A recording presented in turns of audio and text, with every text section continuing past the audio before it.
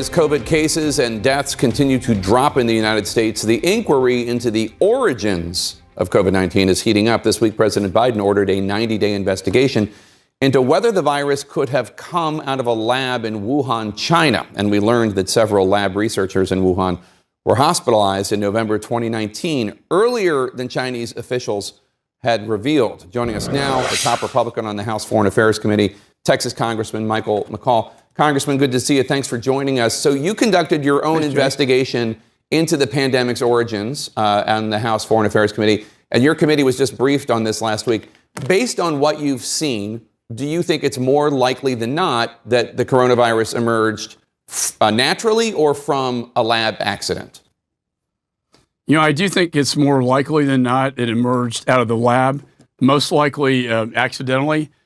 For several reasons. And first of all, Jake, let me say this is the worst cover-up in human history that we've seen, resulting in 3.5 million deaths, creating economic devastation around the globe.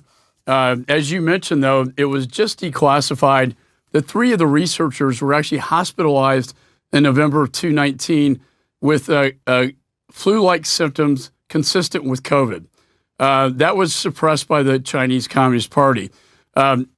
Since that time in December, they silenced and detained the doctors who were reporting a SARS-like virus, which under international health regulations had to be reported within 24 hours. They went and destroyed lab samples. They wouldn't admit it was human to human. And then working with the WHO, failed to report to the world that we had a local epidemic that was now going into a global pandemic.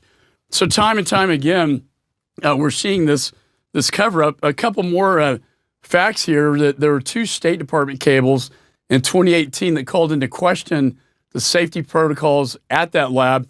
And let's not forget, in 2004, with SARS virus, they accidentally leaked the SARS virus from that lab in 2004. They were studying corona-like viruses from bats, genetically mutating them, and then trying to develop a vaccine for what would be a next wave of a SARS-like virus, almost precisely what COVID-19 is. So let me ask you, President Biden has ordered this 90-day review by the intelligence community to see what they think.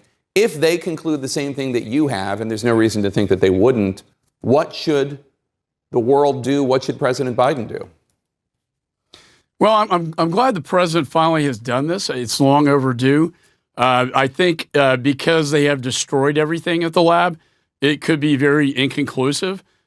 We have signals intelligence and human and other forms of intelligence, but it may not be 100%. But I think saying it's more likely than not is probably the right answer here.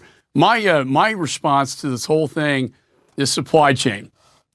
We need to pull our supply chain out of the region, that being medical supply, rare earth mineral supply, and a bill that's going through Congress right now, bipartisan, I'm working on, the Chips for America Act, advanced semiconductor chips, which are the brains and everything from your iPhone to the F-35. If we can pull these chains out of China, it will hurt them economically, and that would be very punitive in nature.